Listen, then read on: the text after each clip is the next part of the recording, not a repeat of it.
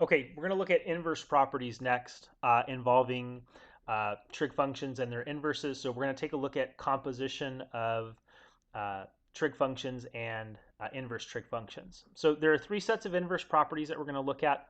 First one says that if -1 is less than or equal to x, which is less than or equal to 1.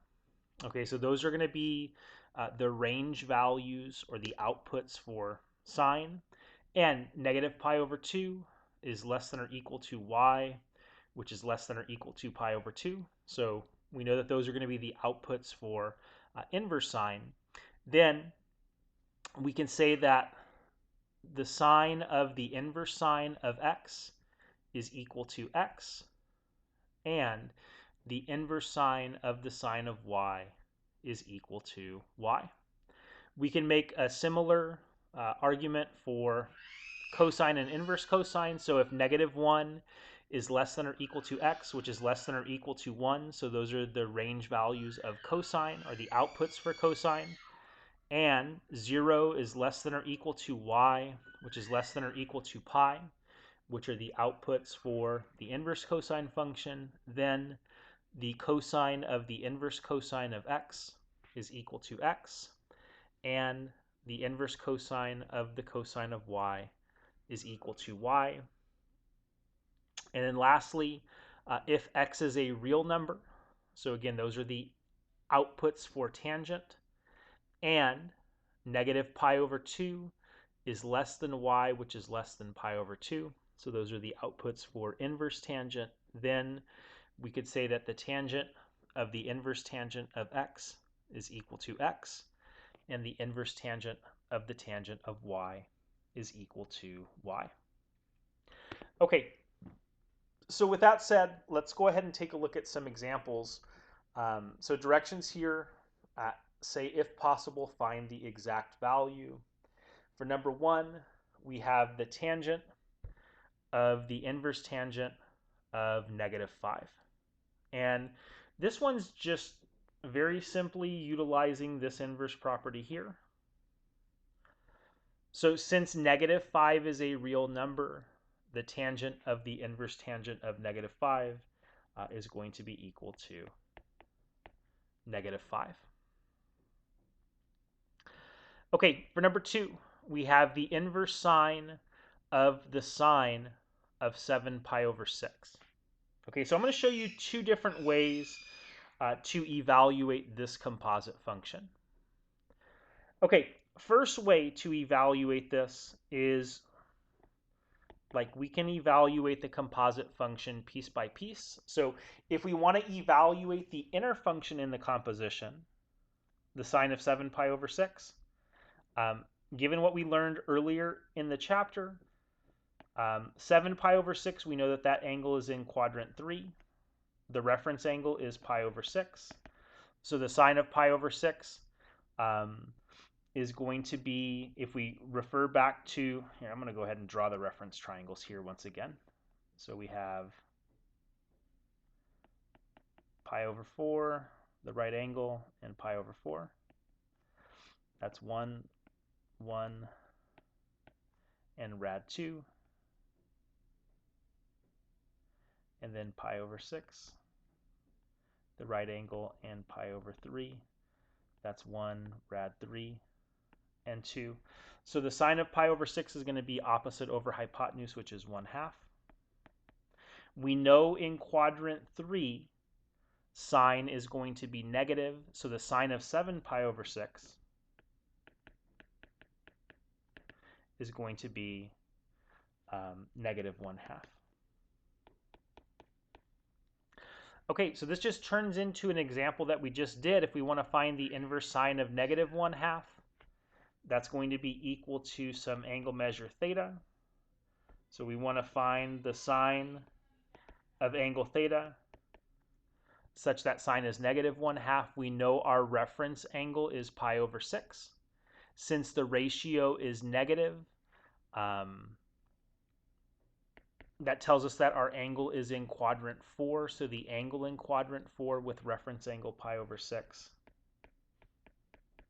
is going to be -pi/6. And something for you guys to keep in mind when you're working through compositions like this, if the outer function in the composition is an inverse trig function, your final answer is going to be an angle measure of some type. If the outer function in the composition is just a trig function, your final answer is going to be a ratio of some type. Okay, so it's really important that you keep that in mind when you're working with these compositions. Okay, so that's the first way to work through the problem.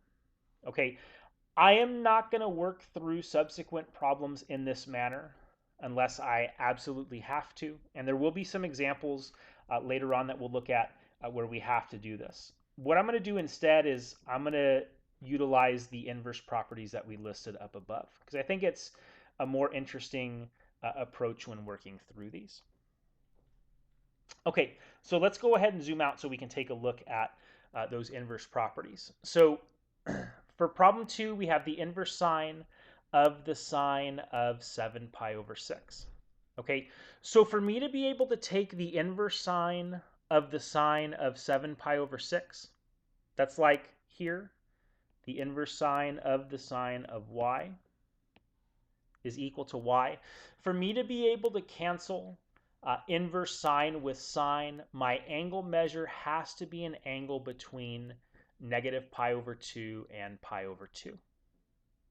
Okay, so what I have to do is I have to rewrite this angle measure 7 pi over 6 as an angle between negative pi over 2 and pi over 2, such that the sine of the angle that I rewrite this angle as has the same ratio as the sine of 7 pi over 6.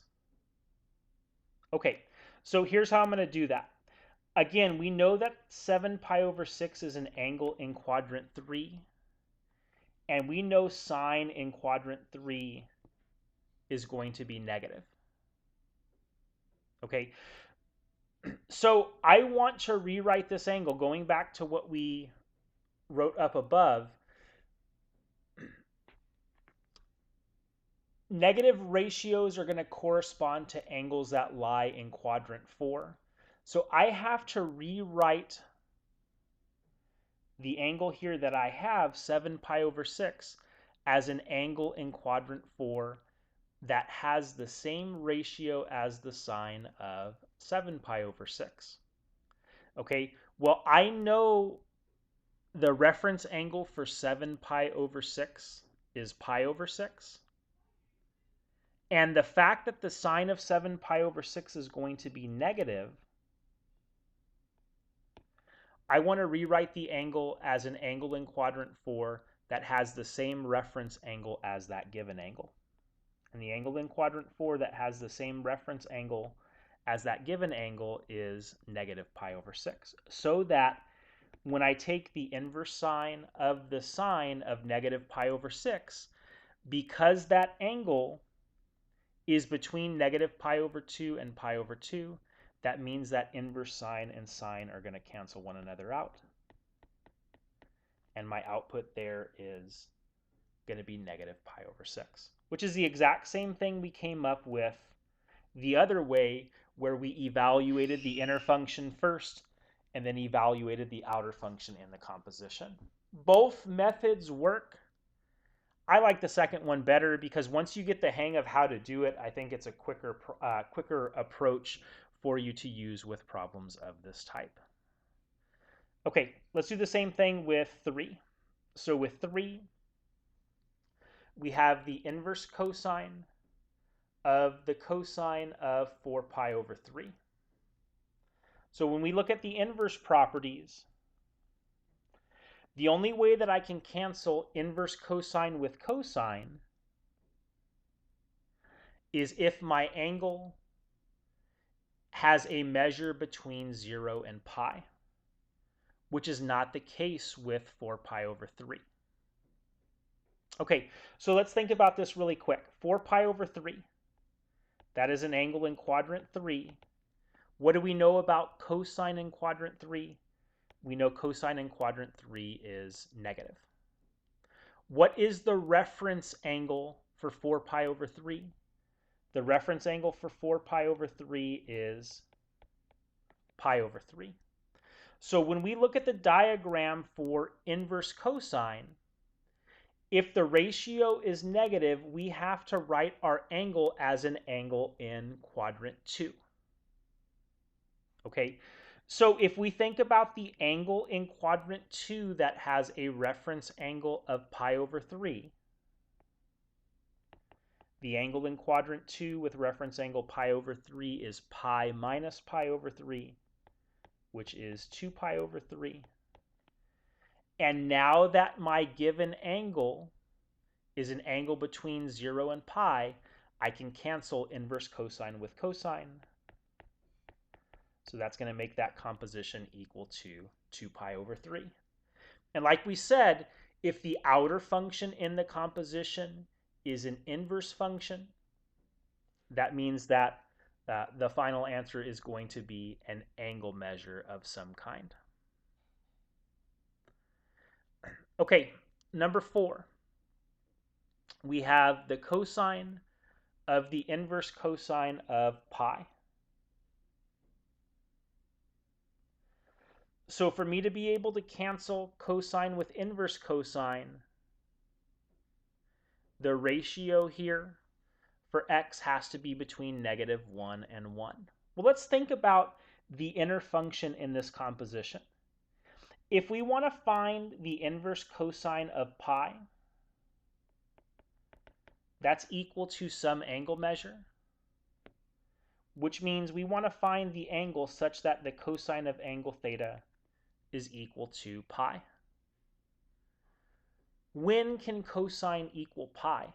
Well, pi's value is a little bit more than 3. It's 3.14. If we go back to the very start of the lesson and look at the graph of cosine, what is the biggest value that cosine can be? What's the biggest y-coordinate for the graph of the cosine function? Well, the biggest y-coordinate for the graph of the cosine function is 1. So it's not possible for cosine to be equal to pi. Okay, so this composite function here is not possible for us to get an output. All right, on to 5. So for 5, we have the inverse sine of the sine of 3 pi over 4. So we know that 3 pi over 4 is an angle in quadrant 2 because it's pi minus the reference angle pi over 4. So the reference angle is pi over 4. What do we know about sine in quadrant 2? Well, we know sine is positive. All students, which means that sine and its reciprocal cosecant are positive. So because sine is positive in quadrant 2, I want to, in order to cancel inverse sine with sine, I have to rewrite this angle as an angle between negative pi over 2 and pi over 2. So because sine is positive in quadrant 2, I have to rewrite the angle as an angle in quadrant 1 with reference angle pi over 4, which is going to be pi over 4. And now inverse sine and sine cancel one another out. So that composite is going to be equal to pi over 4. All right, let's do 2 more that are a little bit different. So for 6, we have the cosine of the arctangent of 1. Now, it's not possible for us to use those inverse properties here because the trig function and the inverse trig function don't match. Okay, so when that's the case, like we have to evaluate the inner function in the composition first and then the outer function in the composition next. Okay, so let's do the inner function first. If we want the arctangent of -1, so that means that the arctangent of -1 is equal to theta. We want to find some angle theta such that the tangent of angle theta is equal to -1. So if we go to our reference triangles, the tangent of pi over 4 is equal to 1. So that's our reference angle. Because this ratio is negative, that tells me that my angle has to lie in quadrant 4. So the angle in quadrant 4 with reference angle pi over 4 is going to be negative pi over 4. So then I can rewrite this composition here as the cosine of negative pi over 4. And then you have a couple of different ways that you can evaluate this. If you want to use the even and odd properties, that's fine. If you want to find an angle that's coterminal, that's fine as well. I'm going to go ahead and do it that way. So when I find an angle that's coterminal with negative pi over 4, when I add 2 pi, that's like adding 8 pi over 4. That gives me the cosine of 7 pi over 4. So the reference angle is pi over 4. So the cosine of pi over 4 is 1 over rad 2, which is rad 2 over 2. And we know that cosine is positive in quadrant 4. So that composite is going to be equal to rad 2 over 2. And like we said, if the outer function in the composition is a trig function, your final answer is going to be a ratio. If it's an inverse trig function, your final answer is going to be an angle measure. All right, last one, the inverse cosine of the tangent of 3 pi over 4. So again, we want to evaluate the inner function first. So the tangent of 3 pi over 4. We know 3 pi over 4 is an angle in quadrant 2. The reference angle is pi over 4. We know the tangent of pi over 4 is 1. In quadrant 2, tangent is going to be negative. So that means the tangent of 3 pi over 4 is -1. So this becomes the inverse cosine of -1. Okay, that's equal to some angle measure theta. So we want to find the cosine of angle theta such that cosine is -1. That's going to be a quadrantal angle. Again, for cosine, it's maximum, intercept, minimum, intercept, maximum. So that's 0, pi over 2. The minimum occurs at pi. So theta here is going to be equal to pi. So that composite function there is going to be equal to pi. Because the outer function is an inverse trig function, our final answer is going to be a ratio of some kind. Okay, we'll take a look at the last two examples in the next video.